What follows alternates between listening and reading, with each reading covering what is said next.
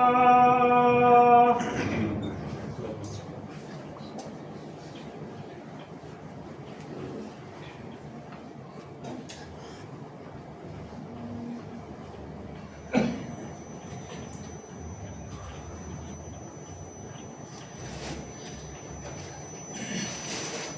لله رب العالمين وبه نستعين. أشهد أن لا إله إلا الله وحده لا شريك له، وأشهد أن محمدا عبده ورسوله. قال الله سبحانه وتعالى: يا أيها الذين آمنوا اتقوا الله حق تقاته ولا تموتن إلا وأنتم مسلمون. يا أيها الناس اتقوا ربكم الذي خلقكم من نفس واحدة وخلق منها زوجها وبث منهما رجالا كثيرا ونساء، واتقوا الله الذي تساءلون به والأرحام إن الله كان عليكم رقيبا. يا أيها الذين آمنوا اتقوا الله وقولوا قولا سديدا يصلح لكم أعمالكم ويغفر لكم ذنوبكم، ومن يطع الله ورسوله فقد فاز فوزا عظيما. فإن خير الحديث كتاب الله، وخير الهدي هدي محمد صلى الله عليه وسلم، وشر الأمور محدثاتها، وكل محدثة بدعة، وكل بدعة ضلالة، وكل ضلالة في النار. قال الله سبحانه وتعالى في كلامه المجيد: واتقوا فتنة لا تصيبن الذين ظلموا منكم خاصة واعلموا أن الله شديد العقاب. وقال رسول الله صلى الله عليه وسلم: بادروا بالأعمال فتنا كقطع الليل المظلم، يصبح الرجل مؤمنا ويمسي كافرا، أو يمسي مؤمنا ويصبح كافرا، يبيع دينه بعرض من الدنيا، أو كما قال عليه الصلاة والتسليم. حاضرین جمعہ، سامعین کرام اور میری آواز کو سماعت کرنے والی پردہ نشین اسلامی خواتین، اللہ رب العالمین نے ہم تمام انسانوں کو بحیثیت مسلمان پیدا فرمایا. اس طور پر اللہ رب العالمین کی ہم پر سب سے گرا قدر نعمت اللہ رب العالمین نے ہمیں عطا فرمائی. فللہ الحمد والمنہ. بعدہ اللہ کے نبی علیہ الصلاۃ والسلام کے اوپر بے شمار درود ہو. اللہم صلی وسلم علی نبینا محمد صلی اللہ علیہ وعلی آلہ وصحبہ وسلم، جنہوں نے مکمل امانت اور دیانتداری کے ساتھ اللہ رب العالمین کے دین کو اس کے بندوں تک، ہم امت مسلمہ تک کما حقہ پہنچایا. سامعین محترم، جس دور سے میں اور آپ گزر رہے ہیں یہ نہایت ہی پرفتن دور ہے. یہ فتنوں کی الغار کا دور ہے، یہ آشوب کا دور ہے، یہ پرخطر دور ہے. یہ ایسا دور ہے جس میں باطل طاقتیں، باطل قوتیں، نت نئے فتنے اور نت نئے چیلنجز ہم مسلمانوں کے سامنے لا رہے ہیں. اور ایسے میں ایک مسلمان کے لیے نہایت ہی مشکل ترین امر بن جاتا ہے، معاملہ بن جاتا ہے کہ ایک مسلمان اپنے دین کی، اپنے ایمان کی، اپنے اسلام کی حفاظت کر سکے. اللہ رب العالمین نے ایسے موقع کے بارے میں فرمایا: وَاتَّقُوا فِتْنَةً لَا تُصِيبَنَّ الَّذِينَ ظَلَمُوا مِنْكُمْ خَاصَّةً. اے لوگو، تم اس فتنے سے بچو جو تم میں سے خاص طور پر ظالموں کو نہیں واقع ہوگا، بلکہ ظالموں کے ساتھ ساتھ نیکوں کو بھی لاحق ہوگا، بد کو بھی لاحق ہوگا، بوڑھے کو بھی لاحق ہوگا، جوان کو بھی لاحق ہوگا، بچوں پر بھی لاحق ہوگا. ہر کس اور ناکس کو اس فتنے سے دوچار ہونا ہوگا. سامعین محترم، اللہ کے نبی جناب محمد رسول اللہ صلی اللہ علیہ وسلم نے ایسے ہی دور کے بارے میں فرمایا: ما بقی من الدنیا الا بلاء و فتنہ، کہ لوگوں یاد رکھو کہ زمانے کے اندر محض آزمائشیں، مصیبتیں، تکلیفیں، پریشانیاں اور فتنے ہی باقی رہ گئے ہیں. اس کے علاوہ زمانے کے اندر کچھ نہیں رکھا گیا ہے. سامعین محترم، یہ چلتا یہ دور ہر لمحہ، ہر آن، ہر ساعہ قیامت سے قریب ہو رہا ہے. اور قرب قیامت اللہ کے نبی علیہ الصلوۃ والسلام نے فرمایا: ایسے فتنے رونما ہوں گے، ایسے فتنے رونما ہوں گے جن کی سنگینی اور خطرناکی اور جن کی تعداد کے لیے اللہ کے نبی علیہ السلام نے مثال بیان فرمائی کہ جس طرح سے موتیوں کے ہار کو اگر توڑ دیا جائے تو جس طرح ایک ایک موتی یکے بعد دیگر ایک گرتا چلا جاتا ہے، ویسے فتنے رونما ہوں گے، اور یہ قرب قیامت کی نشانیاں ہمارے سامنے رونما ہوتی ہوئی ہمیں نظر آتی ہیں۔ سامعین محترم، ان فتنوں کی سنگینی اور اس کی خطرناکی کا اندازہ کچھ احادیث سے آپ لگا سکتے ہیں۔ میں ترتیب وار کچھ حدیثیں آپ حضرات کے سامنے رکھوں گا، اس سے آپ اندازہ لگائیں کہ اللہ کے نبی علیہ السلام نے 1450 سال پہلے ان فتنوں کی سنگینی اور خطرناکی کو ہمارے سامنے کیسے واضح فرمایا۔ حضرت ابو ہریرہ رضی اللہ تعالی عنہ راوی حدیث ہے، کہتے ہیں اللہ کے نبی علیہ السلام نے فرمایا بادروا بالاعمال فتنا كقطع الليل المظلم يصبح الرجل مؤمنا ويمسي كافرا او يمسي مؤمنا ويصبح كافرا يبيع دينه بعرض من الدنيا۔ سامعین محترم، اللہ کے رسول صلی اللہ علیہ وسلم فرماتے ہیں کہ ان فتنوں سے پہلے جو تاریک رات کے حصوں کی طرح چھا جانے والے ہیں، ان فتنوں سے پہلے اللہ رب العالمین کے لیے اعمال صالحہ کو انجام دینے میں جلدی کرو، اعمال صالحہ کو انجام دینے میں جلدی کرو۔ ان فتنوں کی سنگینی اور خطرناکی کس قدر ہوگی، اللہ کے نبی علیہ السلام نے فرمایا کہ ایک آدمی صبح کو مومن ہوگا لیکن شام ہوتے ہوتے وہ کافر ہو جائے گا۔ ایک آدمی رات کے وقت، شام کے وقت ایمان کی حالت میں گزارے گا لیکن صبح ہوتے ہوتے وہ کفر کے دہانے پر جا پہنچے گا۔ ان فتنوں کی سنگینی اس قدر ہوگی کہ انسان دنیا کے مختصر سے عوض کے لیے اپنے دین کو بیچ کھائے گا۔ اللہ رب العالمین ہماری حفاظت فرمائے۔ سامعین محترم، اللہ کے رسول صلی اللہ علیہ وسلم نے فتنوں کی اس قدر سنگینی کو بتایا۔ ایک دوسری حدیث مبارکہ ہے، راوی حدیث حضرت ابو ہریرہ رضی اللہ تعالی عنہ ہے، فرماتے ہیں اللہ کے رسول صلی اللہ علیہ وسلم نے کہا ستکون فتن، کہ عن قریب فتنے رونما ہوں گے، فتنے واقع ہوں گے، اور ان فتنوں کے زمانے میں ایک مسلمان کا کیا کردار ہونا چاہیے، ایک مسلمان کو کیسے ہونا چاہیے، کون سا آدمی، کون سا انسان اچھا ہوگا، اس کے بارے میں اللہ کے نبی علیہ السلام نے فرمایا القاعد فیہا خیر من الماشی والماشی فیہا خیر من الساعی۔ اللہ کے رسول علیہ السلام نے فرمایا کہ یہ جب فتنوں کا دور آئے گا تو اس دور میں بیٹھنے والا شخص کھڑے رہنے والے شخص سے بہتر ہوگا، کھڑے رہنے والا شخص چلنے والے شخص سے بہتر ہوگا، اور چلنے والا شخص دوڑنے والے انسان سے بہتر ہوگا۔ وَمَن يُشْرِفْ لَهَا، جو شخص ان فتنوں کی طرف جھانک کر دیکھے گا تستشرفہ بہ، تو ایسے فتنے اس انسان کو اپنی طرف اچک لیں گے۔ آپ علیہ السلام نے فرمایا فَمَن وَجَدَ مَلْجَأً أَوْ مُعَاذًا فَلْيَعُذْ بِهِ، ایسے دور میں تمہیں جہاں کہیں جس بھی طرح سے کوئی پناہ گاہ مل جائے تو تم اس کے اندر پناہ لے لینا تاکہ تم اپنے دین کی، اپنے ایمان کی حفاظت کر سکو۔ حدیث مبارکہ کے اندر یہ بتایا گیا ہے کہ انسان کو جس طرح سے ہو سکے انسان کو چاہیے کہ وہ ہر طرح کے فتنے سے دور رہے، ہر طرح کے فتنے سے اپنے دامن کو بچائے رکھے، اپنے ایمان کی حفاظت کرنے کی فکر کرے۔ اگر کہیں پر آپ کے لیے چل کر جانا، اگر کہیں پر آپ کے لیے بیٹھنا مناسب نہ ہو تو آپ وہاں پر نہ بیٹھیں، کہیں پر آپ کے لیے کھڑے رہنا مناسب نہ ہو تو آپ وہاں پر کھڑے نہ رہیں، کہیں پر آپ کے لیے چل کر جانا مناسب نہ ہو تو آپ وہاں پر چل کر بھی نہ جائیں، کہیں پر آپ کے لیے دوڑ کر جانا مناسب نہ ہو تو وہاں پر آپ دوڑ کے نہ جائیں۔ اس طرح سے اللہ کے نبی علیہ السلام نے اپنی امت کو فتنوں سے آگاہ کیا اور ہمیں تلقین کی، ترغیب دلائی کہ ہم ہر طرح سے کوشش کریں کہ فتنوں کے دور میں فتنے سے اپنے دامن کی حفاظت کریں۔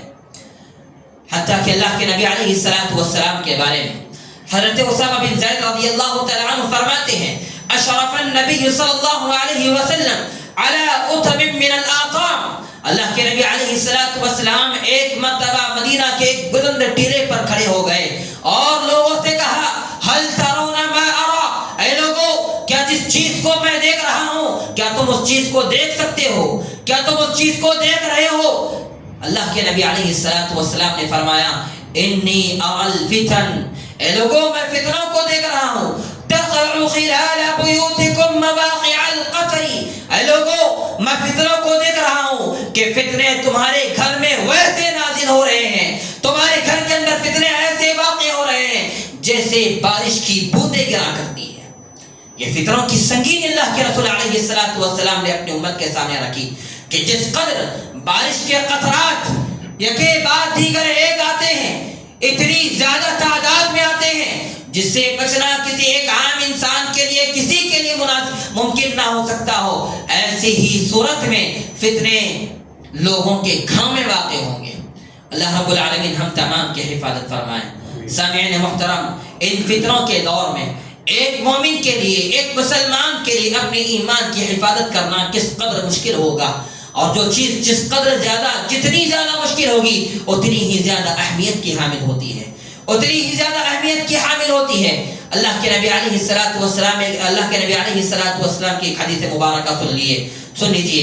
انس بن مالک رضی اللہ تعالی عنہ راوی حدیث ہیں، کہتے ہیں اللہ کے رسول علیہ السلام نے فرمایا یأتی علی الناس زمان، لوگوں کے اوپر ایک ایسا زمانہ آنے والا ہے، لوگوں پر ایک ایسا زمانہ آنے والا ہے، الصابر فیہم علی دینہ کالقابض علی الجمر، اللہ کے نبی علیہ السلام نے فرمایا کہ اس زمانے میں، اس دور میں، ان میں سے ایک فرد پر اپنے ایمان کی حفاظت کرنا، اپنے دین پر عمل پیرا ہونا، اپنے شرعی احکام کے اوپر عمل پیرا ہونا، اپنے دین کو اپنے نفس پر نافذ کرنا اسی قدر مشکل ترین ہوگا، اسی قدر تکلیف دہ ہوگا، اتنا ہی زیادہ مشکل ہوگا جتنا تکلیف دے، جتنی زیادہ مشکل ایک انسان کو جلتے ہوئے انگارے کو اپنے ہاتھ میں پکڑنے سے ہوتی ہے۔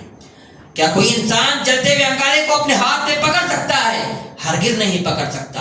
اس کو خوف ہوگا، خدشہ ہوگا، ڈر ہوگا کہ کہیں میرا ہاتھ نہ جل جائے، وہ اس کے قریب تک نہیں جاتا، اس کے سینکوں سے بھی دور ہوتا ہے۔ ویسے ہی ایک مسلمان پر، ایک مومن پر قرب قیامت نازل ہونے والے فتنوں کے دور میں اپنے دین پر ثابت قدم رہنا، اپنے دین کے اوپر عمل پیرا ہونا، اپنے ایمان کی حفاظت کرنا ویسے ہی مشکل ترین ہو جائے گا، اتنا ہی زیادہ تکلیف دہ ہوگا جتنی تکلیف ایک انسان کو انگار کے ڈھیلے کو اپنے ہاتھ میں پکڑنے سے ہوتی ہے۔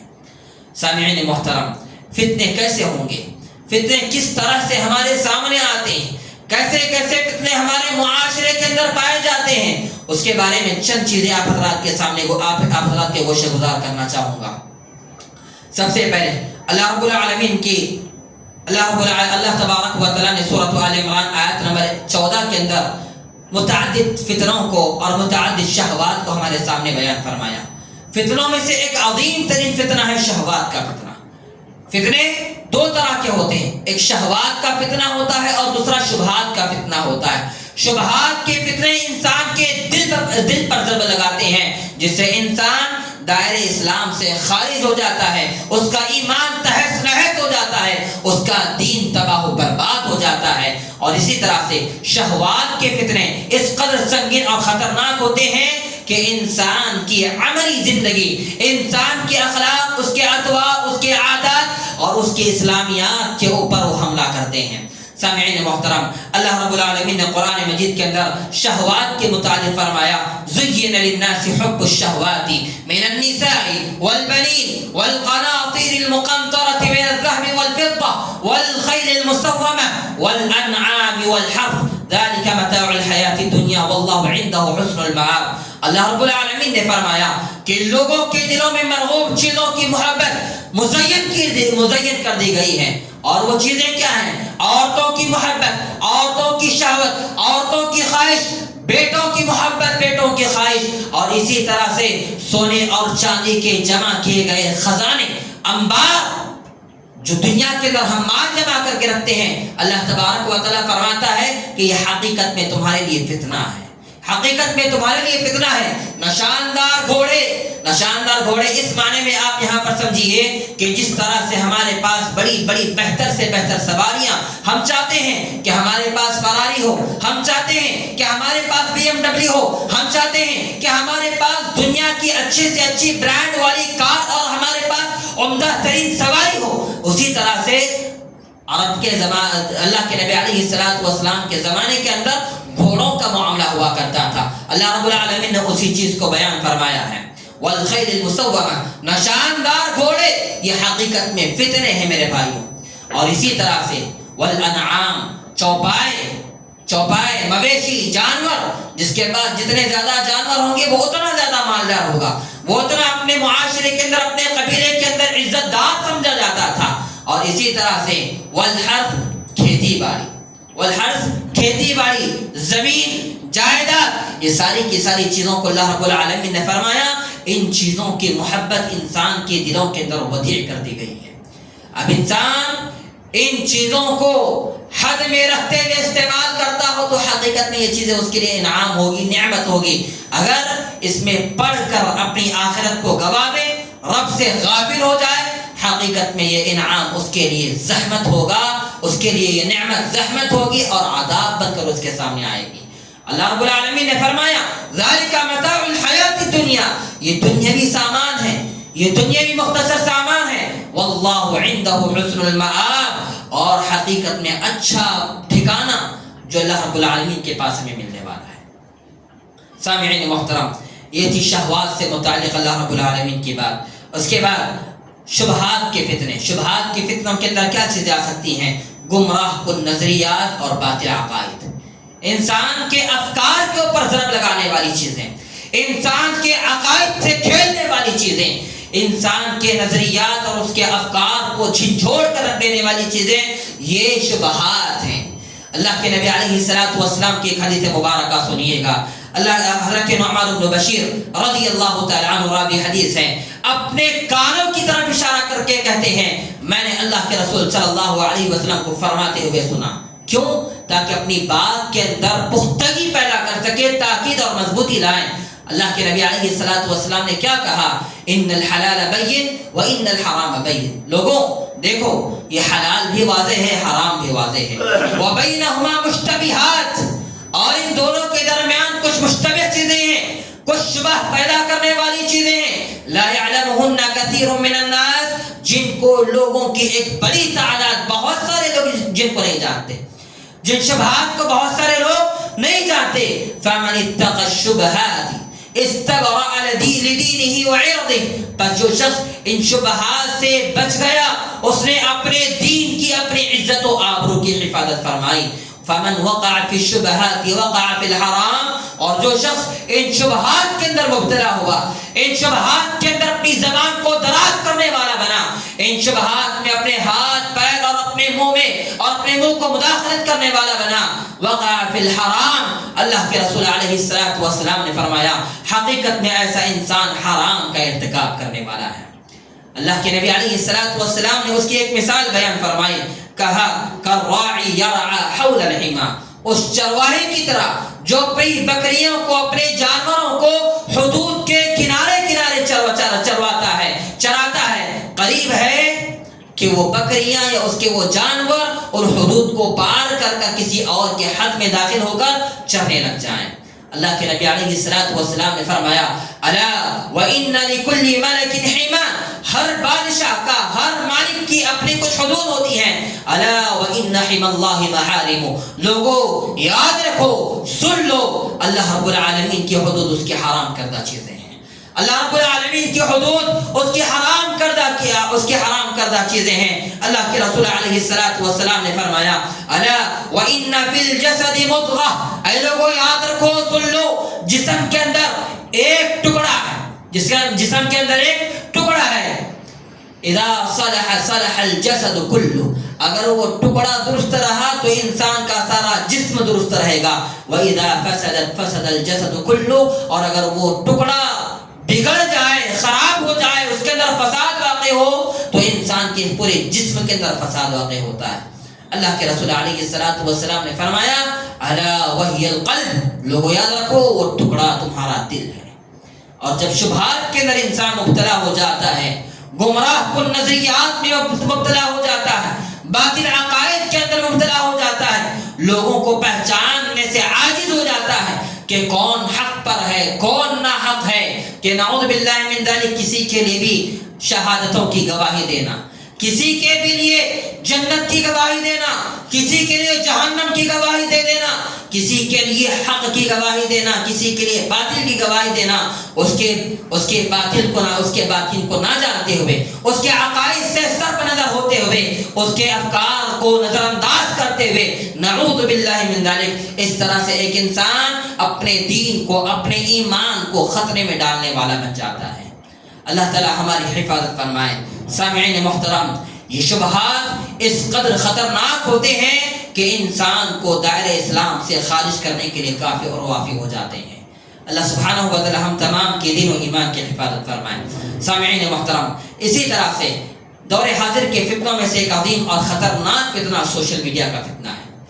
سوشل میڈیا کا فتنہ ہے جس کے اندر مبتلا ہو کر انسان ایسے فتنوں سے دوچار ہوتا ہے جس سے اس کے دین اور اس کے ایمان پر ضرب لگتی ہے، اور اس کے ایمان کی عمارت تزلزل، اس کے ایمان کی عمارت کے اندر ڈھلاؤ پیدا ہو جاتا ہے۔ وہ کیا چیزیں ہیں؟ سب سے عظیم اور خطرناک فتنہ علماء بیزاری کا فتنہ ہے۔ علماء بیزاری کا فتنہ، سوشل میڈیا کے اندر لوگ اس قدر مگن اور مشغول ہو جاتے ہیں کہ ہر اچھا بولنے والے انسان پر فریفتہ ہو جاتے ہیں، اس کے عادی ہو جاتے ہیں، اس کے محبوب ہو جاتے ہیں، اس کو فالو کرنے لگتے ہیں۔ علماء کو چھوڑ کر نعوذ باللہ من ذلک کسی ڈاکٹر سے علم حاصل کرنے پر مبتلا ہو جاتے ہیں، کسی انجینئر سے، کسی پلمبر سے، کسی ایڈوکیٹ سے، کسی لائر سے، نعوذ باللہ من ذلک ایسے لوگوں کو سنتے ہیں جن کی حقیقت یہ ہوتی ہے کہ وہ دینی اصول سے دور ہوتے ہیں، وہ دینی اصول سے نہایت ہی دور ہوتے ہیں، علم کے اندر رسوخ ان کے پاس نہیں ہوتا، علم کی گہرائی ان کے پاس نہیں ہوتی، شریعت کے احکام اور اس کے مصادر و مراجع کے بارے میں ان کے پاس کوئی علم نہیں ہوتا، صرف سطحی طور پر کچھ باتیں کرتے ہیں، اور ان کے بات کرنے کا انداز ہمارے سامعین کو پسند آتا ہے صرف اور صرف اپنے کانوں کے ذائقے کے لیے، اپنی خواہش کے لیے، اپنے کانوں کو خوش کرنے کے لیے علماء کو چھوڑ کر نعوذ باللہ من ذلک کسی بھی غیر نتو خیروں کو سن کر اس کی باتوں میں آ کر اپنے دین اور اپنے ایمان سے اپنے ہاتھوں کو دھو بیٹھتے ہیں۔ محمد بن سیرین رحمۃ اللہ علیہ فرماتے ہیں ان هذا العلم دین فانظروا عمن تأخذون دینکم۔ امام مسلم رحمۃ اللہ علیہ نے آپ رحمہ اللہ کی اس قول کو اپنی صحیح مسلم کے مقدمے کے اندر نقل کیا ہے۔ امام مسلم محمد بن سیرین رحمہ اللہ فرماتے ہیں کہ لوگوں، یہ دین، یہ علم محض علم نہیں ہے، یہ علم محض علم نہیں ہے، انفارمیشن نہیں ہے، یہ ایجوکیشن نہیں ہے، یہ حقیقت میں تمہارا دین ہے، یہ علم حقیقت میں تمہارا دین ہے۔ فانظروا عمن تأخذون دینکم، لہذا تم دیکھو کہ تم اپنا دین کس سے حاصل کر رہے ہو، تم اپنا دین کس سے حاصل کر رہے ہو۔ نہایت افسوس کی بات ہے، نہایت ہی افسوس کی بات ہے، اگر کبھی ہمارے جسم میں کسی طرح کی کوئی اونچ نیچ ہوتی ہے، کوئی شکایت ہوتی ہے، بخار ہوتا ہے، سر میں درد ہوتا ہے، تو ہم اپنے جسم سے تعلق رکھنے والے اسپیشلسٹ کی تلاش میں نکلتے ہیں کہ آنکھوں کا اسپیشلسٹ کون ہے، کانوں کا کون ہے، دماغ کا کون ہے، دل کا کون ہے، ہاتھ کا کون ہے، ہڈیوں کا کون ہے، جوڑوں کا کون ہے، نیورو کون ہے، ساری کی ساری چیزیں ہم جانتے ہیں۔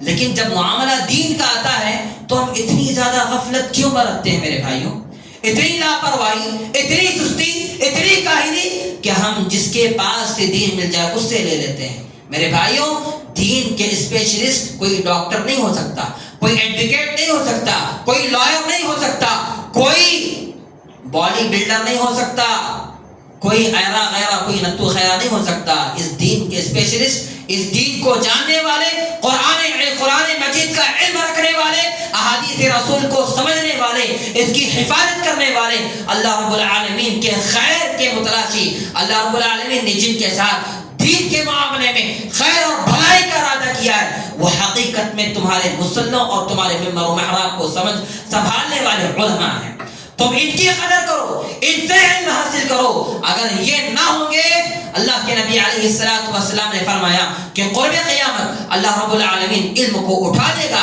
کیسے اٹھائے گا؟ انہی علماء کو ختم کر کر، انہی علماء کے ذریعے سے اللہ تبارک و تعالی علم کو اٹھا لے گا. اور معاملہ کیا ہوگا؟ نتیجہ کیا ہوگا؟ اللہ کے نبی علیہ السلام نے فرمایا اتخذ الناس رؤوسا جہالا، لوگ جاہلوں کو اپنا سردار بنا لیں گے، جاہلوں سے فتویٰ پوچھیں گے. ففتوا بغیر علم، اور یہ جاہل، یہ ان پڑھ، یہ گوار، جن کے پاس دین علم کی رسوخ نہیں ہے، گہرائی نہیں ہے، گہرائی نہیں ہے، یہ لوگ بغیر علم کے فتویٰ دیں گے، خود بھی گمراہیں گے، اوروں کو بھی گمراہ کر دیں گے. ضرورت اس بات کی ہے کہ ہم اپنے دین کے اندر سنسیٹیو ہو جائیں، حساس بنیے گا. جس قدر ہم اپنے اسکول کی تعلیم کے لیے اپنے بچوں سے متعلق بات کرتے ہیں، ان کے بارے میں سوچتے ہیں کہ میرا بچہ اچھے سے اچھے اسکول کے اندر پڑھے، اچھے ٹیچر کے پاس پڑھے، اچھی فیس بھرتے ہیں تاکہ میرے بچے کی ایجوکیشن اچھی طرح سے ہو جائے. لیکن میرے بھائیوں، ہم نے اپنے دین کی حفاظت کے بارے میں کہاں تک سوچا، کتنا سوچا؟ ہم اپنے دین کو لے کر کتنے زیادہ فکر مند ہیں؟ ہم خود اپنے گریبانوں میں جھانک کر دیکھیں. یہ سوشل میڈیا کے فتنے کے اندر ایک عظیم اور خطرناک فتنہ، یہ علماء بیزاری کا فتنہ ہے. اس سے آگاہ ہو جائیں. ہر کسی سے علم لینا یہ حقیقت میں دین سے کھلواڑ اور اس کا مذاق ہے، اس کا استہزاء ہے. اللہ رب العالمین ہم تمام کی حفاظت فرمائے. سامعین محترم، اسی طرح سے سوشل میڈیا کے خطرناک فتنوں میں سے ایک عظیم ترین فتنہ یہ ہے کہ انسان ہر سنی سنائی بات کو نشر کرتا ہے، شیئر کرتا ہے، سینڈ کرتا ہے بغیر کسی تحقیق کے. یہ نہیں دیکھتا کہ میرے پاس کوئی چیز آئی ہے دین سے تعلق رکھنے والی ہے کہ میں پہلے کسی عالم دین تک پہنچاؤں، اس سے دریافت کروں کہ میرے پاس جو معلومات آئی ہوئی ہے یہ کہاں تک درست ہے. میں فلاں عالم دین کو سنتا ہوں، فلاں انسان کو سنتا ہوں، اس کی بات کہاں تک درست ہو سکتی ہے؟ نہیں. جیسے اس کے پاس آیا، اس کے دل کو چھو جانے والی اگر وہ کلپ رہی تو وہ اٹھاتا ہے، گروپوں میں نشر کر دیتا ہے، اپنے دوستوں احباب کو نشر کر دیتا ہے، اپنے سوشل میڈیا پلیٹ فارم کے اوپر اس کو نشر کرنے لگتا ہے، اپنے واٹس ایپ اسٹیٹس کے اوپر اس کو زینت بنا دیتا ہے. تحقیق نہیں کرتا کہ یہ ساری کی ساری چیزیں حقیقت میں سچ ہیں کہ غلط ہیں، حقیقت میں یہ حق پر ہے کہ باطل ہیں، اس کا تعلق دین سے ہے تو یہ کہاں تک درست ہے، کہاں تک غلط ہے. سامعین محترم، اللہ کے نبی علیہ السلام نے فرمایا کفا بالمرء کذبا ان يحدث بكل ما سمع. کسی انسان کے جھوٹے ہونے کے لیے کافی ہے کہ انسان جو کچھ سنے اس کو بیان کر دے بغیر کسی تحقیق کے، بغیر کسی تفتیش کے. اللہ تعالی ہم تمام کو نیک عمل کی توفیق عطا فرمائے. سامعین محترم، وقت زیادہ ہو رہا ہے، انشاءاللہ تعالی چند ہی وقت کے اندر کچھ منٹوں کے اندر اپنی بات کو ختم کرنے کی کوشش کروں گا. بدعات یہ دور حاضر کے عظیم اور خطرناک فتنوں میں سے ایک فتنہ ہے، بدعات اور خرافات. ہم دیکھتے ہیں اپنے معاشرے کے اندر، اپنے سماج اور سوسائٹی کے اندر، ہر دن جب سورج نیا طلوع ہوتا ہے تو اپنے ساتھ کوئی نہ کوئی ایک نئی بدعت اور ایک نئی خرافات کو اپنے ساتھ جنم دیتا ہے. معاشرے کے اندر لوگ اور خصوصیت کے ساتھ جو عمر دراز لوگ ہیں، بوڑھے ہیں، ان کو سمجھنا چاہیے کہ دین کے معاملے میں آپ کے تجربات کوئی معنی نہیں رکھتے. دین کے معاملے میں آپ کے تجربات کوئی معنی نہیں رکھتے. دین کے معاملے میں معیار صرف اور صرف اللہ تبارک و تعالیٰ کا کلام ہوگا یا اللہ تبارک و تعالیٰ کے بھیجے گئے رسول محمد صلی اللہ علیہ وسلم کا فرمان ہوگا. ہمارے لیے معیار ہماری شادی بیاہ کے موقع پر، ہماری عید بارات کے موقع پر، ہمارے میت کے موقع پر، جہاں کہیں پر معاملہ دین کے ساتھ جڑا ہوا ہو، وہاں پر میں گزارش کروں گا عمر رسید لوگوں سے، عمر دراز لوگوں سے، آپ وہاں پر اپنے تجربات کو نہ رکھیں. آپ کے تجربات دنیاوی حد تک درست ہو سکتے ہیں، لیکن جب بات دین کی آئے، جب بات ایمان کی آئے، شریعت کی آئے، سنت کی آئے، تو وہاں پر ہمیں آپ کے تجربات کی ضرورت نہیں بلکہ اللہ کے کلام قرآن مجید کی ضرورت ہے، اللہ کے بھیجے گئے محمد مصطفیٰ صلی اللہ علیہ وسلم کے فرمان کی ضرورت ہے. سامعین محترم، ہر طرح کی بدعت یہ گمراہی ہے، ہر طرح کی بدعت یہ گمراہی ہے. اللہ کے نبی علیہ السلام نے فرمایا من عمل عملا لیس علیہ امرنا فہو رد، کہ جو کوئی انسان کوئی ایسا کام کرے، کوئی ایسا عمل کرے جس پر ہمارا حکم نہ ہو، جس پر ہمارا قول و عمل نہ ہو، وہ عمل کیا ہوگا؟ مردود کہلائے گا، وہ عمل بارگاہ الہی کے اندر رد ہوگا۔ سامعین محترم، اللہ رب العالمین نے بدعتی لوگوں سے متعلق فرمایا، یہاں پر بدعتی اس لیے کہہ رہا ہوں کہ آپ آیت کو سنیے گا، اس کے بعد آپ کو بات خود بخود سمجھ میں آئے گی۔ اللہ رب العالمین نے فرمایا فَلْيَحْذَرِ الَّذِينَ يُخَالِفُونَ عَنْ أَمْرِهِ، اے لوگوں فَلْيَحْذَرِ الَّذِينَ يُخَالِفُونَ عَنْ أَمْرِهِ، ان لوگوں کو ڈرتے رہنا چاہیے جو لوگ محمد عربی صلی اللہ علیہ وسلم کے حکم کی خلاف ورزی کرنے والے ہیں۔ کس بات سے ڈرتے رہنا چاہیے؟ ان تصیبہم فتنہ، کہ کہیں انہیں کوئی فتنہ آنا لے، ان کے پاس کوئی فتنہ آنا جائے، وہ کسی فتنہ کے اندر مبتلا نہ ہو جائے، اور یصیبہم عذاب علیم، یا پھر وہ کسی دردناک عذاب کے اندر مبتلا نہ ہو جائے۔ اتنی خطرناک وعید، اور آپ کو معلوم ہونا چاہیے جس کام کے بارے میں اللہ رب العالمین کوئی وعید نازل کر دے وہ حرام ہو جاتا ہے۔ وہ کیا ہو جاتا ہے؟ حرام ہو جاتا ہے، وہ گناہ صغیرہ نہیں کہلاتا بلکہ کبیرہ ہو جاتا ہے۔ اور یہ بدعات حقیقت میں صغیرہ گناہ نہیں بلکہ کبیرہ گناہ ہے، اس سے بچنے کی ضرورت ہے۔ بدعات کا ارتکاب حقیقت میں سنت رسول کے خلاف ورزی ہے۔ امام کسی سلف صالحین نے کیا ہی بہتر بات کہی کہ جب انسان کسی ایک بدعت کا ارتکاب کرتا ہے تو اسے ایک سنت چھوٹ جاتی ہے، ایک بدعت کے ارتکاب سے ایک سنت چھوٹ جاتی ہے۔ اس طرح سے انسان اپنی ساری کی ساری زندگی بدعات کے اوپر عمل پیرا ہوتا ہے اور سنت کو پس پشت ڈال دیتا ہے، اور آخر کار نتیجہ کیا ہوتا ہے؟ وہ اللہ رب العالمین کا، اللہ کے رسول صلی اللہ علیہ وسلم کا مبغوض اور ناپسندیدہ بندہ بن جاتا ہے۔ اللہ تعالیٰ ہم تمام کی حفاظت فرمائے۔ سامعین محترم، اس کے علاوہ اور بھی بہت ساری باتیں تھیں۔ اللہ تعالیٰ سے دعا ہے کہ اللہ سبحانہ و تعالیٰ ہم تمام کو جب تک زندہ رکھے، دین اسلام کے اوپر زندہ رکھے، ایمان پر زندہ رکھے، ایمان کی حفاظت پر زندہ رکھے۔ اللہ رب العالمین توحید کی نشر و اشاعت، کتاب و سنت کی نشر و اشاعت اور اس کا کما حق ہو اتباع اور پیروکار بنائے، اور جب ہمارا خاتمہ ہو تو اللہ رب العالمین توحید و سنت پر ہمارا خاتمہ نصیب فرمائے ہمیں، اور شرک کی اور بدعات کی تردید کرتے ہوئے اللہ تبارک و تعالی ہمیں حسن خاتمہ نصیب فرمائے۔